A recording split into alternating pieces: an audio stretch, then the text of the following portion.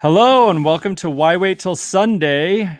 And I have got a very special guest for us today going over the 2023 quarterbacks, Matt Hicks, the FF educator.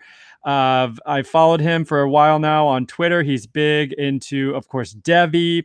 I'm sure he dabbles in C2C, but knows a lot about the college game specifically. So he is a perfect guy to come on and help us sort through the 2023 QBs. So these are going to be guys who just finished their freshman year, or at least in some cases, maybe their second year, but don't look like they're prime candidates to come out early. So that's a bit subjective, but most of them honestly are just finishing up their freshman year. So Matt, welcome to the show. Thanks for being here. How are you? Hey man, I'm happy to be here. It's perfect timing. I was telling you before we started, I just went in this weekend to try to catch up on the Devi rankings and the wild transfer portal period that we've had. And so this was perfect, man. I'm excited to talk about these guys. And this is the time of the year to do it. Regroup, get an idea of what's going on before spring practice comes around. And you kind of have some time to be intentional and think through some of these guys. Yeah, that's a great point. And the more I get it, of course, we all who are deeper into this, into the whole Devi and I mean, even C2C and stuff, it's like the off season is actually more work in a lot of ways. I mean, I tweeted a couple of weeks ago, like a total joke, like, wow, I can't believe I used to think the season was over until August, because now it's like I'm doing almost even more because now we're prepping and I mean, it's January. Years ago, I'd have been like, what are you doing about football in January? And I'm like, well, no, now I got to get my lists ready so that I'm ready to, do any startups that might happen or make trades, look for future picks. What classes do I even want the picks from? Things like that. So, I mean, it's great for someone who never wants to quit. The more you get into it, the more you realize, like, I don't have to ever quit. I just a year-round football. So, yeah, so it's super fun. But first thing I want to do is ask about this fleet you sent out last night, the homemade Crunchwrap. It looked amazing. Tell me about how did you pull that off? What did you do? Well, listen here. First off, I'm still not all in on the fleets, but I feel like the Crunchwrap fleet is the best one I've put out because I've gotten a lot of hits on the Crunchwrap fleet.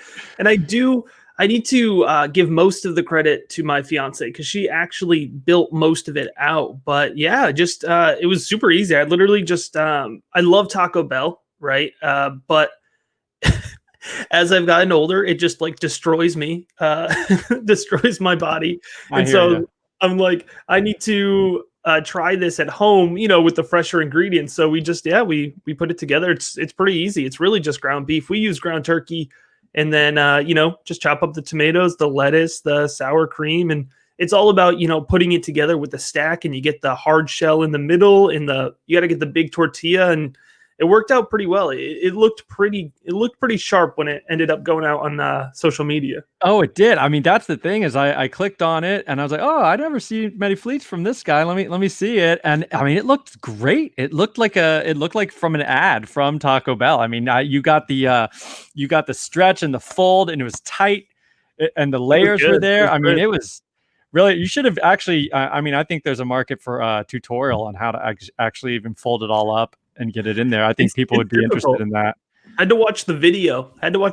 on how to do it. Yeah, I mean, it looked professional. Doing it justice, yeah. It looked professional. So I don't know. We definitely need some more food content from the FF educator, I think. But so yeah, how long have you been doing fantasy stuff? You were already kind of in the game when I jumped in a couple years ago. I think you were already around.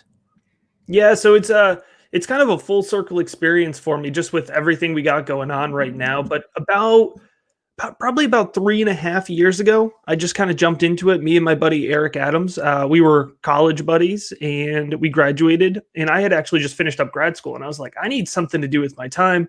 And we kind of just like got in on this thing, totally random, had no idea what we were stepping into. Just kind of started a WordPress, right, a website, and started posting some articles. And over the last 3.5 years, we've really kind of developed. And I've been scouting really in an intentional way, scouting prospects here for about 2 years. This will be my third full draft cycle, actually evaluating and grading out prospects. So And since that's kind of more what I'm focused on now, I like to say I've been in here, really focused in doing intentional work for probably 2.5 years, but kind of poking around for a year before that, just kind of feeling things out. And it's been a wild ride, man. It has been a wild ride through the world of redraft and into dynasty content, and now kind of more focused on the dynasty game, but the Devi game as well. And so, yeah, and then just exploring Campus to Canton in the last year and a half has been an interesting expansion of the game, but I think it makes it pretty fun. Yeah, I mean, Campus to Canton is definitely something that I literally just heard about. I believe before the start of last year. So I mean, less than a year ago. I didn't even. Someone was mentioned C2C. I'm like, I literally was like, what is C2C? I didn't even know what it stood for. And now I just only kind of want to play C2C. I mean, there's an edge to know the college game, which is a little bit why I'm doing. Why wait till Sunday? I kind of have developed this entire brand, if you will. I'm trying to do that at least. But I think it's just, we don't have a lot of really good college football content, especially 2-3 years down the line. I mean, looking at these guys, getting your lists and having a constantly updated thing. I mean, there's so many places you go and look at Devi lists and they haven't been updated since last August, and that doesn't help anybody. So, and it's difficult, right? There's so many college football teams. Yes. There's only 32 NFL teams, and it's hard to keep up with them, right? But you're tracking 120 plus teams, and but I love the college game. I think it's so much fun. Maybe I'll whisper this, but I think it's better than the pro game, at least from a fan perspective. I'm a little biased. I went to a big SEC school, so I kind of have that game day bias to me. But I love the college game, man. I'm glad you're doing this. Oh, I really do too. And actually, it's been kind of a resurgence of my love. I mean, I think for years and years and years, I only really ever played NCAA football on the PlayStation. I mean, I never even played Madden, and I would make fun of people that played Madden. I'm like, man, you do not even know how awesome it is to take a cupcake all the way to the title and recruiting and all that.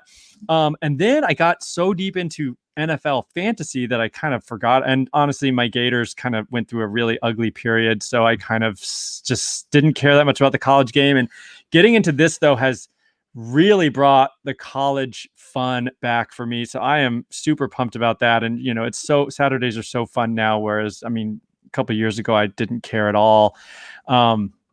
So then finally, before we dive into the quarterbacks, what describes your content? I mean, would you say, are you more of a numbers guy, more of a film guy, both? What do you like to do? How do you do your thing?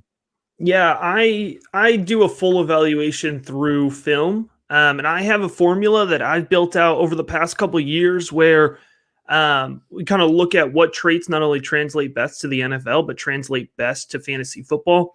And then I actually, will go through, usually watch anywhere between 2 and 8 games of film on a player over their college career. And then I'll go in and I'll score out individual traits that I've kind of set up into a formula. And, it has a different weight to it. And it comes out with what I call a tape score or tape grade. And so I do use tape as my primary kind of point of reference. But, one thing that I always like to point out in the ever raging war on Twitter between film and analytics is that I think you would be remiss to only use one or the other. But I also am somebody who believes in, kind of being a content expert in one area. So although I focus on film and I like to provide that film context, there are numerous numbers guys out there who I will take their opinion into high account. It won't skew my grades or change the grades that I put on a player. But if 2 players are similar in tape grades and I have 2 people, that do numbers that I trust telling me this guy's, an earlier breakout age, better dominator rating, this is one of my guys, I'm going to lean towards that. So, I think it's important to paint the whole picture of a prospect, but I like to do the film side and then, have other people help me fill in on the number side. Yeah, that's well said. I definitely want to be more of a film guy. I'm practicing now. I'm really trying to, I finally found some full game, condensed game stuff on YouTube. And I've got a couple good accounts that I follow that I just have full games. Cause that was the big barrier for me. I didn't know where to look. And I knew enough to know that highlight scouting is a disaster. You don't want to do that. Please don't do that. Yeah, please don't do that. I didn't want to do that. And frankly, finding the time to really sit down and look at tape, but I've done it this off season for the first time, and I feel like I'm already learning to know what to look for.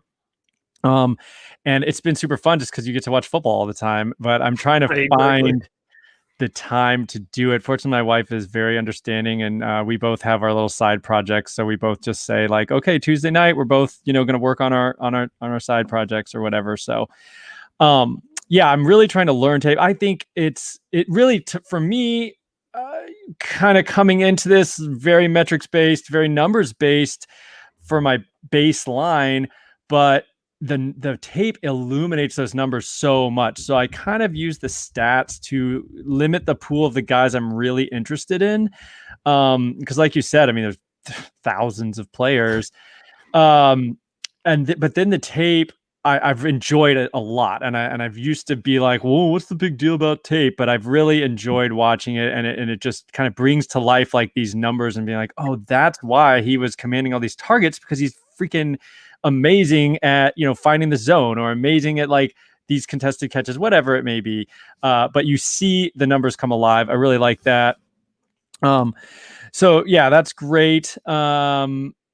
So the 2023 QB class, let's get into that.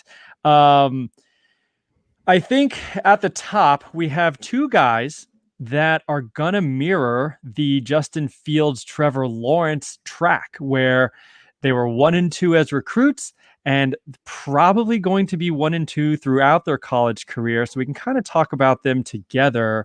And that's Bryce Young and DJ, I think it's Uiagalelei. I'm not sure if that's right. I've really tried to look at the pronunciation, and I just I've can't been get it going off down. of Uiagalelei, but I'm not positive that's correct. That's just the high school interviews that I've seen with him. It's Uiagalelei, but Uiagalelei. That works for sometimes me. it progresses over, once they get more comfortable and into college. Yeah, no, or DJU, I suppose, is another way. But yeah, introducing these two players. I mean, Bryce Young they're both from California. Actually, I think they played each other a couple times in high school, which must have been quite the contest. The scary thing is, I'm pretty sure Bryce Young might be the highest rated QB Alabama has ever got. Is Mhm, that mhm. accurate? So that's terrifying, because they were already incredible with like lesser guys, basically. But anyway, I'll let you, tell me what you think about these guys. For me, I see Bryce Young, and this is going to be cliche probably, but I see a little Kyler in him. I mean, he is a smaller guy, but when I looked at his high school highlights, I mean, he has a really quick release. He runs around a lot and he makes a lot of fun plays. Looks like he has a pretty strong arm, dual threat guy, and I'm really excited to see him unleash next year.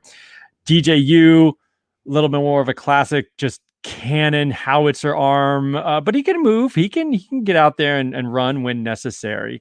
Not a total statue, but that's not a major part of his game, I don't think. And he acquitted himself pretty well when called upon, through all over Notre Dame. But I think Notre Dame just said, we're going to shut down the run and dare DJ to beat us.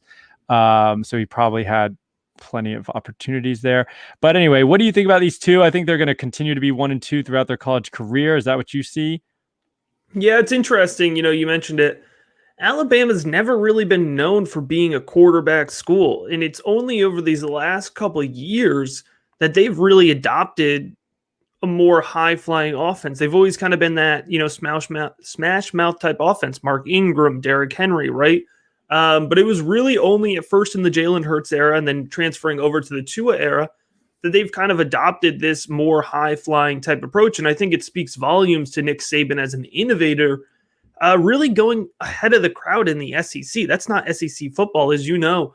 And so it's been really kind of a transformation for Alabama. And I think Bryce Young, in a lot of ways, is the culmination of that. And I don't think even 3 or 5 years ago that Alabama could have brought in this high of a prospect at the quarterback position. But you mentioned it. He's a little bit smaller, 5'11", 197, certainly not small, and certainly not limiting by any means. But number 2 overall recruit in his class, 20th all-time recruit for 247 Sports. And it's that dual threat ability. And when it comes to, college to Canton, Devi, and translating into Dynasty, because I play in mostly super flex leagues, that dual threat quarterback, there's nothing more valuable than the dual threat quarterback. There just isn't, because the ceiling is so high. It's one of the reasons Jaden Daniels is still my QB1 in the 2022 class. And, that definitely could change, but his rushing profile is so high, right? And we love that for fantasy football. So I'm really excited about Bryce Young. And this was a kid, right? A lot of folks are into Mac Jones. They were excited about the year he put together. A lot of folks thought Mac Jones wasn't going to even get the chance to start week 1. And if it wasn't for COVID and the lost out spring practice time and in the summer lost time, Bryce Young may have won that job out as a true freshman.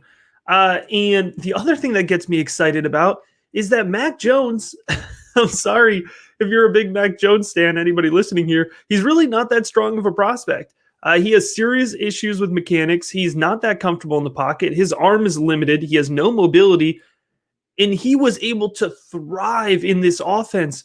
So if Bryce Young can step into that same situation, and I know we have some turnover, the wide receivers are going to drop off a little bit, even with Mechie and some other good guys there. The offensive line is going to take a little bit of rebuilding, but Alabama, they don't rebuild, they reload. So I think Bryce Young is going to take the college football world by storm.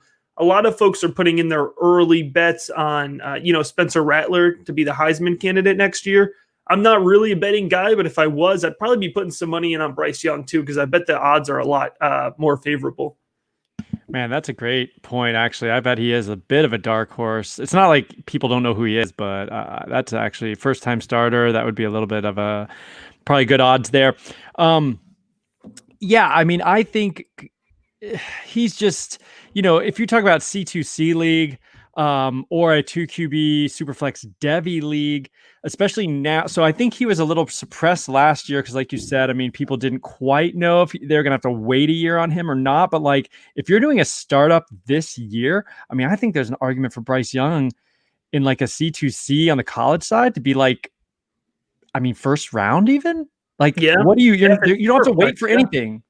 I mean, he's locked and loaded from week 1 next year, and then probably all the way through his college career. So, I mean, he could potentially be, I don't know about round 1, but maybe round 2. Superflex, I think it'd be justified. Yeah. I think it could, because you're going to get the early run on 22 quarterbacks, right? And then, you're probably going 4 or 5 deep there. And then you kind of have the choice, or do you want to go to a more immediate type fill at the running back, wide receiver position, or would you rather wait and invest in some of these guys like DJ or Bryce Young? So it's kind of a philosophical discussion, but I wouldn't blame anybody that took Bryce Young late first. I mean, the thing is too, I guess it depends on if you care about the college production versus, how close to the NFL they are, but he's probably 2 years away. I mean, he's going to start for 2 years. He's going to go. I don't see any other way unless he's just way worse than any of us can imagine.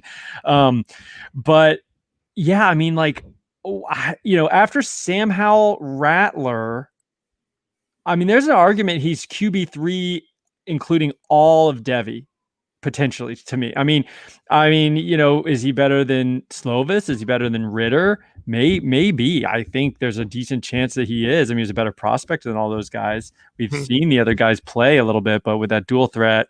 Anyway, I guess I'm pretty excited about him. And I think he, especially now that there's no waiting period, next year it's on. He's as high as you basically want to rank him. I think you could.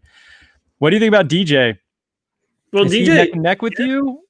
I think he has to be, right? I mean, they're totally different quarterbacks in a lot of ways in terms of their size, but then the way they kind of approach the game isn't necessarily always as different. And the advantage we have for DJ, it's a small sample size, but we have a sample size, right? We were able to see him come in when Lawrence was out for a couple of weeks, and he had that big, kind of signature victory, or I guess not victory, against Notre Dame, but it was kind of a really competitive game. And he, I think, displayed himself with incredible poise. They didn't lose that game because of DJ by any means, but 6'4", 246. I mean, first off, ridiculous. Yeah. He was the number 3 recruit out of the state of California, and Bryce Young being the top recruit. You mentioned that, but DJ was playing at Bosco. For those who are familiar with the QB1 series, you could actually go back and watch when they were following Real Mitchell, who is now, he transferred out of Temple. Where did he end up? He went to he went from somewhere to Temple, I thought. He went to Iowa State to Temple. He stayed at Temple. Yeah. The Temple quarterback, the other Temple quarterback transferred. So Real might have a shot. But DJ ends up taking, Real was a high prospect, and DJ ends up taking his job as part of the series. So if you want to go back on Netflix and watch QB1, if you're not familiar with the series, it's a really cool series.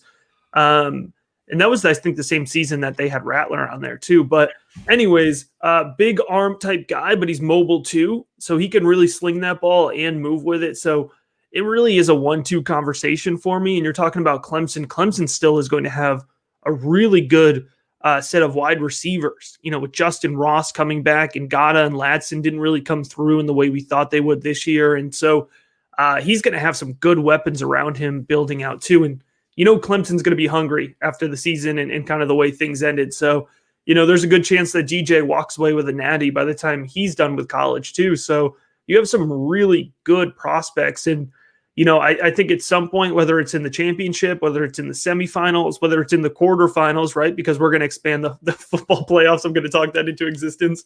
These two are going to end up playing against each other a couple times. And so I think that they are right to be grouped together here at the top of the class.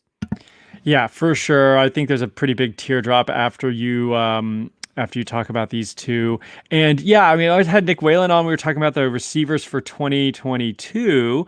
And the Clemson's got like a forgotten trio. I mean, you mentioned Justin Ross and Gata and Ladson, and none of them played this year pretty much. So they were digging deep into the Cornell Powells of the world. And Braden Galloway got some run, that tight end. But they're also going to add Shipley, who's a major pass catching running back, true freshman coming in. And I think that offense could look a lot different. I think every one of those receivers is better than Amari Rodgers, who is their number one this year. So could be a lot of firepower coming back. That's 1 and 2. Really pick your poison. Do you want the running, high upside running quarterback, or the, maybe more of just the absolute cannon who could throw for 500 yards a game, DJU? And after that, clear tier to some other guys. And I've put 2 guys here who we saw play a decent amount this year, because at some point you got to, take the 247 ranks with a grain of salt and say, have we seen these guys on the field yet? And so I have bumped up 2 guys who might be lower than the 247 ranks, but we saw them. And so for me, I'm putting Jeff Sims at number 3. This was a guy I liked anyway. And then he walked on to, like you mentioned, you mentioned Bryce Young and the COVID and the offseason and all that. And Mac Jones came in and did his thing. Jeff Sims walks on to Georgia Tech. They had an incumbent guy. Granted, he wasn't very good last year, but they did have an incumbent guy. And he just was immediately the starter. I mean, from whatever practice he first showed up, he was the guy, which says a lot to me. I mean, in terms of maturity, understanding the playbook, and the coach is feeling comfortable to let him go out and run the offense.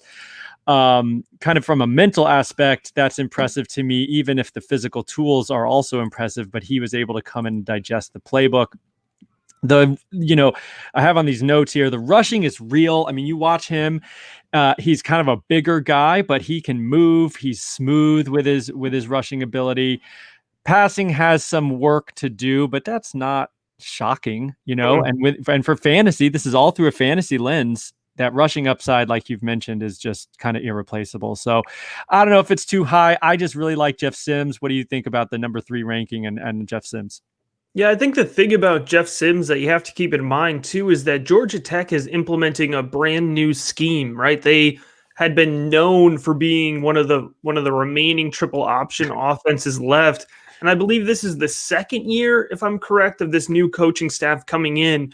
And I know that sounds really simple, right? Okay, well then it's year 2. They should have the offense figured out. It takes 3 or 4 years to cycle out the players that you've recruited, right? Because you've recruited an offensive skill set of wide receivers and tight ends and running backs that can block and that can run, right? So to really get the playmakers around Sims, it's going to take a couple of years. And so I like him a lot. I think, QB3 is probably a little bullish, but I like it because Sims is somebody who I've been flipping on a lot of Georgia Tech tape. That's not something I normally would say, but between Sims and Jahmyr Gibbs, the running back, it's a fun offense. And I think with Sims in particular, you are projecting out a little bit. You're projecting out potential, But if you want to talk about rushing upside, if you want to talk about pure tools, it's there with him. And so, he's somebody we might have to wait a little bit longer, right? Because he'll probably end up playing, I think, the full time in college unless he really breaks out. But I like him. I definitely see the upside there. So, I'm down with that ranking there at QB3. Yeah, it's a good point too. He may be a guy. I mean, it's hard to say now. He's eligible in 2023, but yeah, he may end up being 4 because he is raw. You watch some of his throws. I mean, he had some like 3 interception games. I mean, he made some pretty big mistakes, but he also, and he does need to work on his deep ball accuracy. He threw some that just kind of like, where was that supposed to go? But yeah, tools like you said out the wazoo. I think. Moving on to QB4. You should be pretty familiar with Harrison Bailey. I should be pretty familiar with him. He went to school just up the road. I'm in Atlanta, so he was from Marietta. I drove by his high school just a couple days ago, actually. And I was like, oh, Harrison Bailey. But he is now at Tennessee. He got on the field this year, which, honestly, for me, even getting on the field, even if it's for a couple of series as a true freshman quarterback. Now, he actually started some games and all that. But if you even work your way up to second string as a true freshman, I mean, I think you're doing pretty good, especially if you're not uber elite, 5-star guy.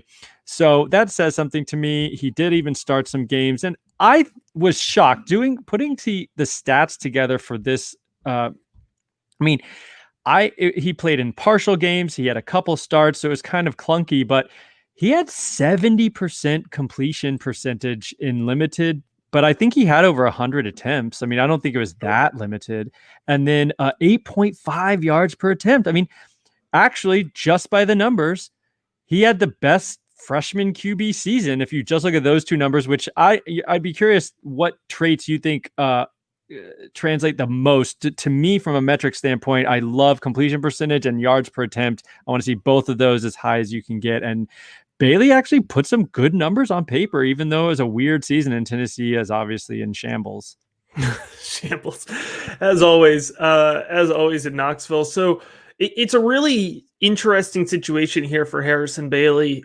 I personally think that if we had had spring practice and if we had had a full go at summer practice, and quite frankly, even if Harrison Bailey had had a full go at summer practice, so Bailey actually was held out of the late summer camp where he would have gotten the chance to, I think, compete with Garantano for the starting job, not because he had COVID, but because he was a close contact. And so by not being able to compete in spring and not being able to compete in the summer, Pruitt was almost backed into a corner with having to start Garantano. And it's awfully ironic because Bailey came to Tennessee for Pruitt, and ultimately I think Pruitt's demise was staying with Garantano too long, because that led to the 3-7 season, which you could interpret it however you want. But I think if the team had 8 wins, they wouldn't have found the same recruiting violations. So that's maybe just a little bit of a jaded Tennessee fan in me. But now we have to see if Bailey's going to stay, if he's going to hit the portal. His dad was pretty outspoken saying that they came to Tennessee to play for Coach Pruitt. They didn't, they love the Vols and all that, but we could be seeing the former, I think he was the 3rd highest pro style passing prospect in the 2020 class, and he could be looking for a new home.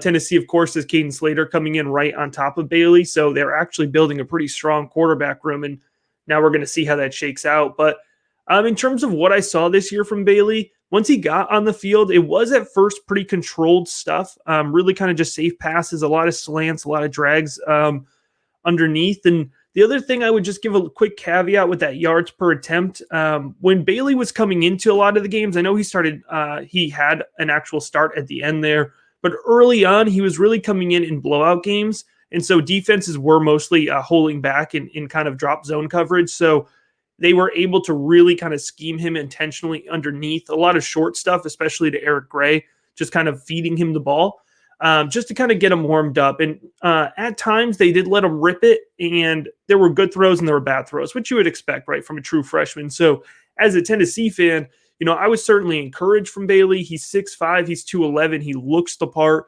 And you're right, even getting on the field in any circumstance, under any condition, for whatever reason, as a true freshman, that's a positive sign. So, I'm really interested to see where he goes from now. But I could tell you that if and I maybe I'm being a pessimist, but when he hits the portal, this is really going to be a big hit because for a lot of folks in Knoxville, this was the biggest recruit at the quarterback position since Peyton Manning. I mean, there was a lot of excitement around Harrison Bailey, and now we're kind of just waiting to see what happens. The fact that he hasn't hit the portal yet suggests maybe they're waiting to see what happens with the coaching search. Maybe he'll stick around. So it'll be interesting with him, but I think wherever he ends up, he's got a real shot to kind of continue and project out as more of a pocket passer. We haven't talked about any kind of more traditional pocket passers yet today. And Bailey can move a little bit. He has a little bit of athleticism. He's not a statue. He's not Kyle Trask, but he works best, I should say, inside the pocket itself. Hey man, if you talk to Dan Mullen, he loves to have Trask run that power up the middle, dude. So Dan Mullen thinks he's an athlete. QB power. Hey, listen, man, I'll talk crap about the Florida offense, but Dan Mullen knows how to use his guys. He's an offensive genius. I agree with that. Game day X's and O's, he's really great. There's a lot of other things that I have issues with, but me and my friends have this running. I'm a Gator fan, but me and my friends have this, group text for game days and whatnot. And one guy always says this every time Trask runs the ball. He's like, "Man, when you can run Kyle Trask, you have to do it." Like I know that text is coming every single time. So yeah, in the interest of time, those are, I think, the big four. I've got the rest of the top 10 here. And so this doesn't drag too long. I'm just going to say these names. You tell me who pops for you. I've got it. CJ Stroud at Ohio State. We have not seen him on the field really. Grant Gunnell, who transferred to Memphis from Arizona, which was a little bit odd. Hudson Card did not get on the field really for Texas. Anthony Richardson for Florida didn't really get on the field. A couple of plays in the bowl game. Shane Illingworth from Oklahoma State, who did see some time and did all right. And Taulia Tagovailoa for Maryland, transferred from Alabama. That's the order I have. Who would you put higher? Who do you like out of that group, especially you would want to single out? I mean, I think you got to single out JT Stroud, right? I think he is the biggest winner. Ruckert coming back, Olave coming back. My goodness, the wide receiver room that he has to work with.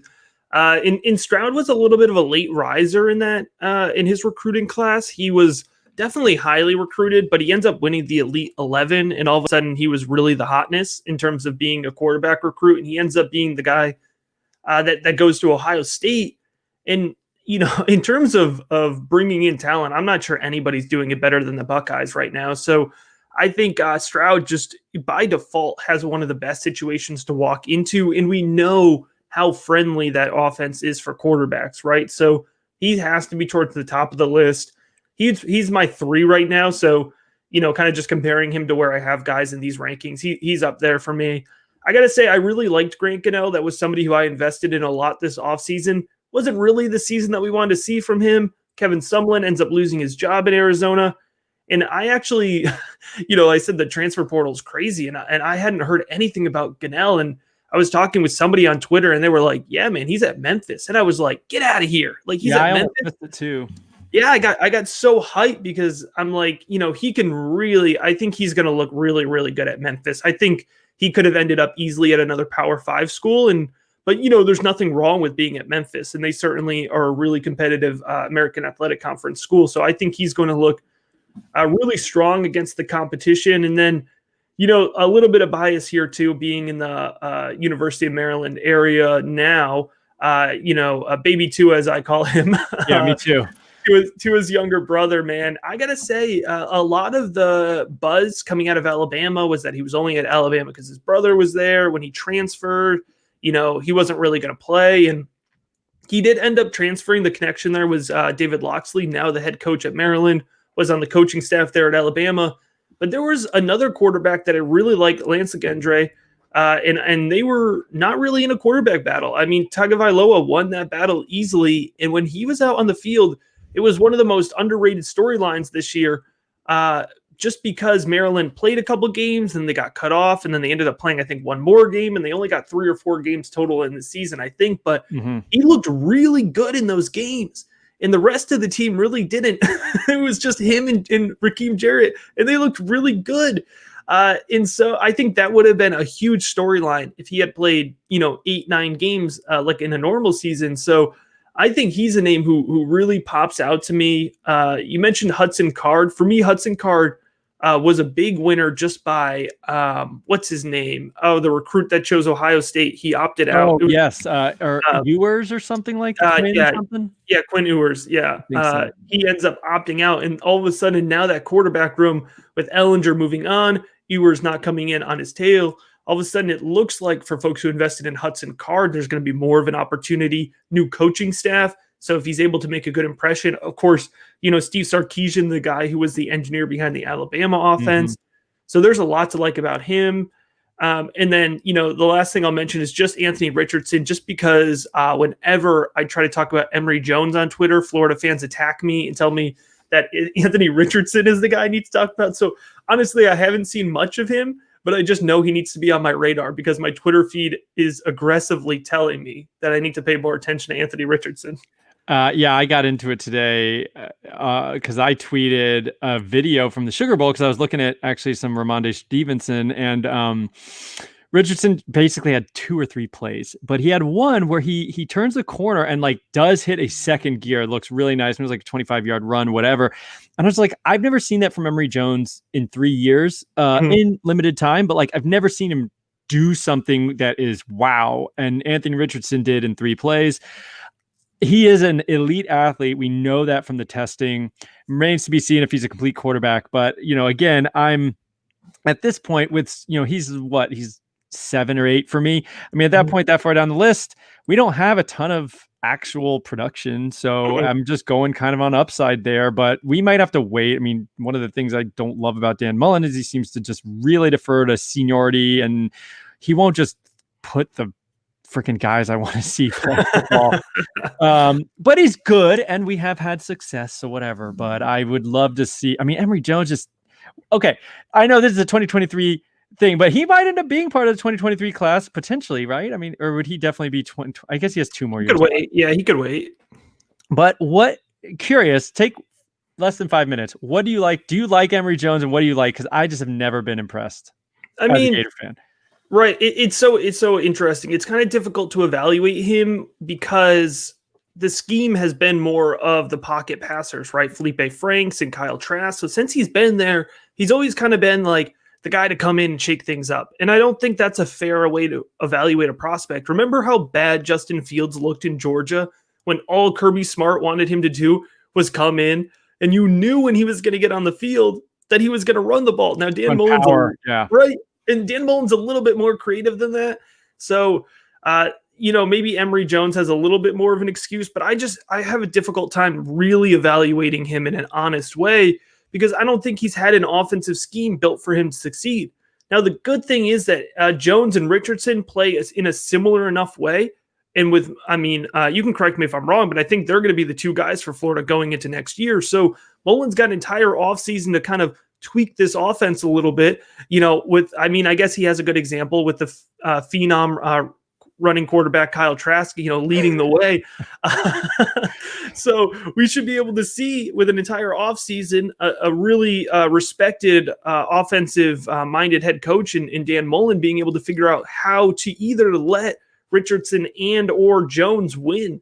And one of these guys is going to win out the job. Right. And then that's probably going to be the way it goes. It wouldn't shock me if it's Emory Jones. It wouldn't shock me if it's Anthony Richardson. And I'm sure they're going to use a little bit of both. But until you're really the guy with an offense built for you to succeed, it's hard for me to knock you too much. All right. I will take that and reserve judgment on Emory Jones because I've been a hater. I was excited when he signed. And then, I'm just impatient. I want him to come out and just blow up. It was a huge storyline when he signed. Yeah, I remember I actually took lunch in my car that day just to watch the announcement on Twitter or whatever, just because I was like, I gotta go, guys. He's gonna announce. And but yeah, so I was super excited and just I guess I've just been not wowed, but I will reserve judgment. I like what you said about, it's certainly, and Mullen, to his credit, he's like, we have Kyle Trask. I need to build an offense where Kyle Trask can succeed, and it's not going to be the read option. So, I mean, they basically just throw the ball 100 times a game because it was working. So he revamped what he normally would have done, and now hopefully, I guess we'll go back to maybe more of that RPO spread type stuff. But that makes some sense. Thanks for talking me off the ledge there. I did not think that would come from a Tennessee fan to tell me, or maybe it's some big deep fake. I don't know, but hey, listen, man, we're looking at a 3-win season for the next couple of years. So brutal. That's brutal. I have no tricks up my sleeve. I'm I'm fine to do it. I'm fine to have a couple bad years and get it back because nobody is happy. And this in a similar way. I mean, Florida's had a little bit more success, but nobody's happy unless you're the top dog, right? So getting 8-9 wins a year, nobody's happy with that. And so let's go ahead, let's break it down and build it back up the way we need to do it. Yeah.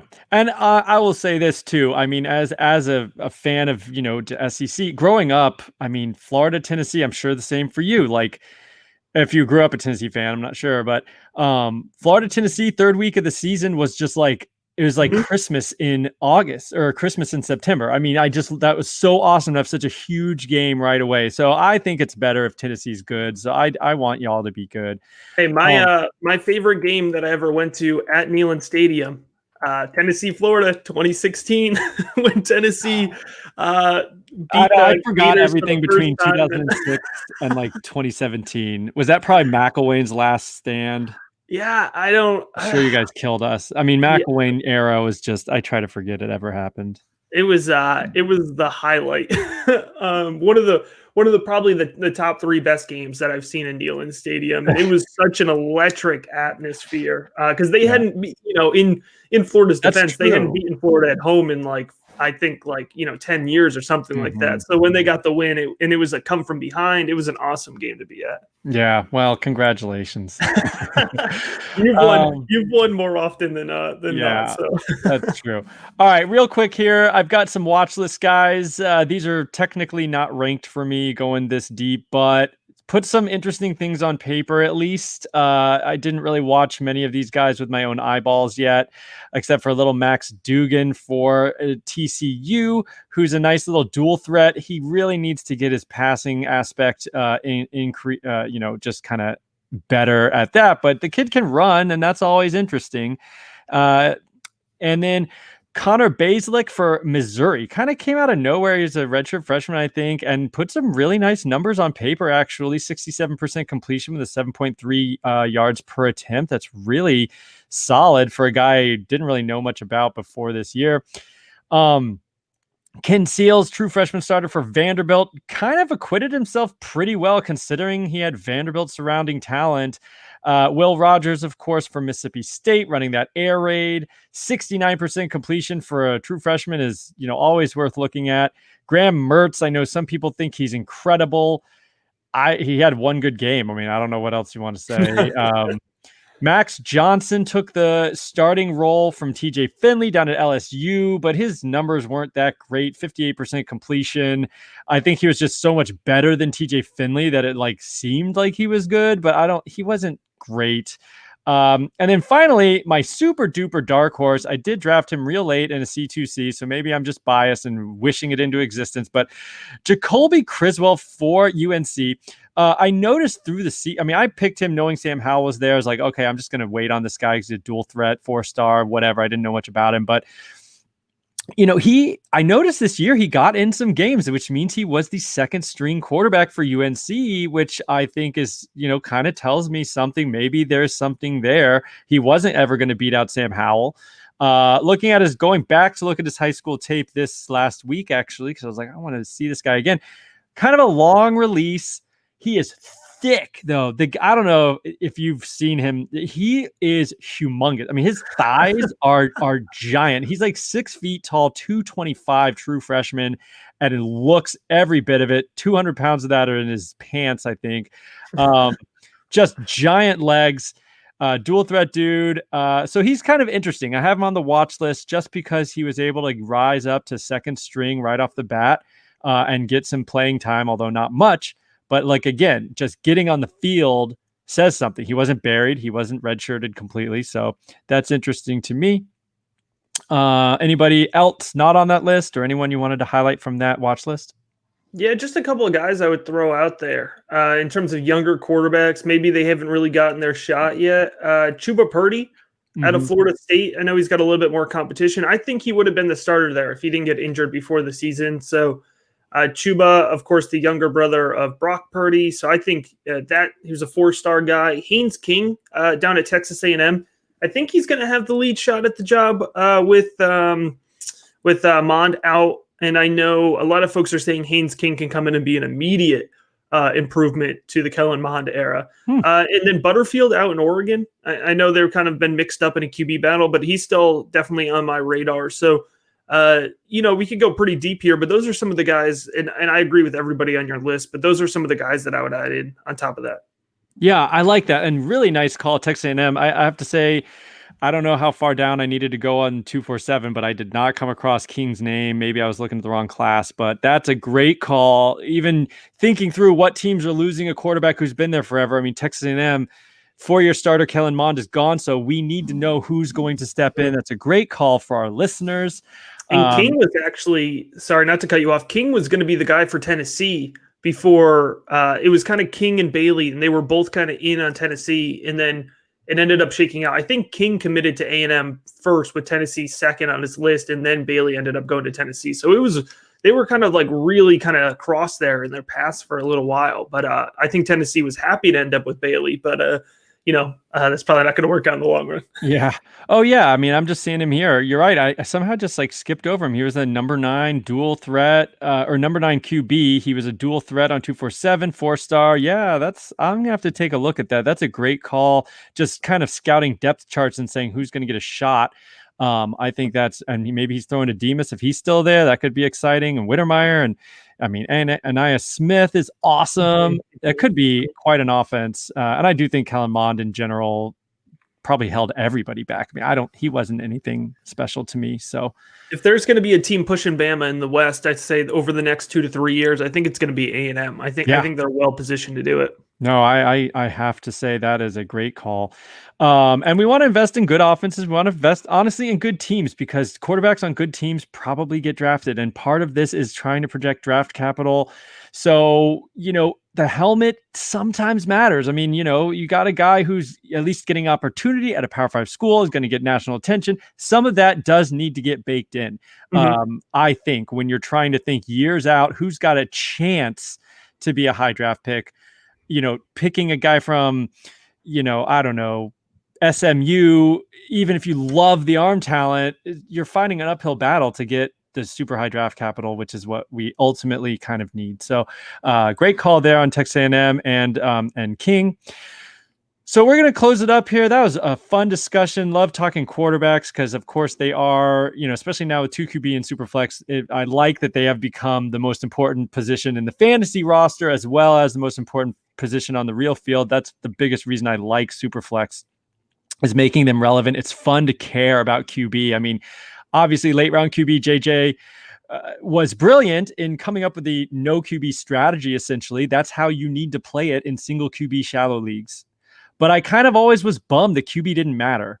And I love that now almost all C2Cs, almost all Devy leagues are 2 QB or Superflex. And I love that QBs matter again. So what is some exciting news for you? I saw something on Twitter that needed congratulations, but I'll let you plug whatever you got. I think you have something pretty big coming up. Yeah, man. Lots of exciting stuff going on right now. I will say specifically for me, right now I am all in. Like I told you, I had to take a break this weekend from watching film to update my Devy big board. Doing the Rookie Big Board with the Rookie Big Board podcast. It's a brand new podcast. And I'm doing the Rookie Big Board over on Patreon, patreon.com/the FF Educator. And I'm up to 70 tape reviews on the incoming rookie class. I have 169 guys on the big board in general. And so I'm all in, dude. I'm all in watching these guys. And with the Rookie Big Board podcast, I'm trying to take a look at the class and rank them every week, but in different ways. So I'm not sitting there and going through my top 5 wide receivers and my top 5 running backs, but really trying to look at it in a more critical lens and kind of show insight on the scouting process because I love the process. It's fun for me. So That's kind of on a personal note, what I'm doing over there at patreon.com/the FF Educator. But, on top of that, I'm really excited, that this past week we were able to share as part of the NFL Draft Bible. We're now the official NFL draft providers for Sports Illustrated, which, for me personally is really cool. I grew up as a kid waiting for the magazine to come in the mail. We just talked about it. I've only been, doing this for 3 years, but kind of really grinding at it, really trying to find a way to be impactful and teaming up with the NFL Draft Bible crew and has been a really awesome experience for us. And, we have a really awesome set of Dynasty and Devy guys. And so we're over there on Sports Illustrated now, si.com/NFL/draft. And we are already cranking out NFL draft content, but we're also doing we're trying to take Devy to the mainstream, from really the fantasy football perspective. We have Dynasty out there, but we're trying to take Devy to the mainstream because right now there's a lot of good folks out there doing good Devy work, but we got to expand the pie. We got to bring more people in, right? So I'm excited to be a part of that. And I think it's going to help not just us at NFL Draft Bible, but I think it's going to help the whole game of Devy, which is really at the end of the day what I'm out here trying to do. So I'm psyched about it. And I'm psyched there's so many awesome people paying attention to the college game like you and paying attention to the Devy game and expanding the audience, because next 5 years, that's what it's going down. Devy, campus to Canton, we're going to expand the leagues and it's going to be a lot of fun. I think it's going to blow up just like Dynasty blew up. Man, that is beautiful stuff. I can't agree with you anymore. I'm actually maybe a little teaser here. I guess we're just in the spitballing stages now, but I want to basically do all that for Campus to Canton, for specifically even college DFS. And so definitely just want to bring more people into the pie. I mean, I remember last year kind of looking at the Reddit subreddits for fantasy football has like 500,000 members or something like that. And then you go into Dynasty Reddit and it's like 100 or like 75,000. I mean, it's like a lot less. And then there's like a Devy Reddit. There is a Devy subreddit. It's like 65 people. I mean, it's like so small, like 100 people or something like that. It's like, how do we go from 500,000 to 100 people on a subreddit just a couple steps down in the fantasy game? And so I was like, why aren't these people playing this? It's fun. It's so fun. It's so fun, man. I think it's better content, accessible content.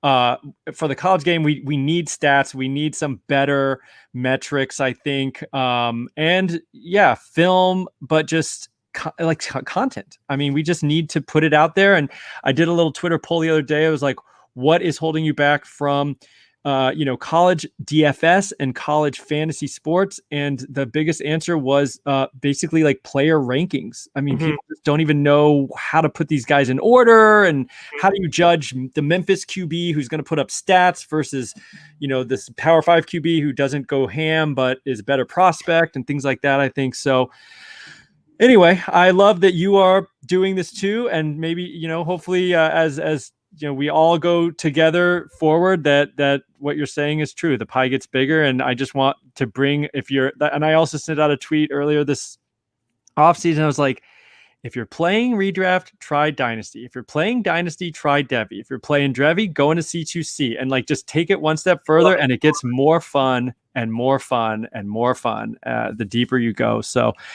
thanks for coming on, man. I did keep it under an hour, so I guess that's good.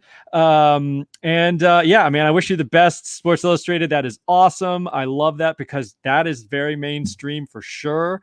And maybe they'll get into, college. I have a little dream that I'm still holding on to, that one day there will be a DFS segment on College Game Day that they will talk about putting lineups together on College Game Day. There'll be a little segment, and that would be, hitting the mainstream for sure. So that's what we're all going for.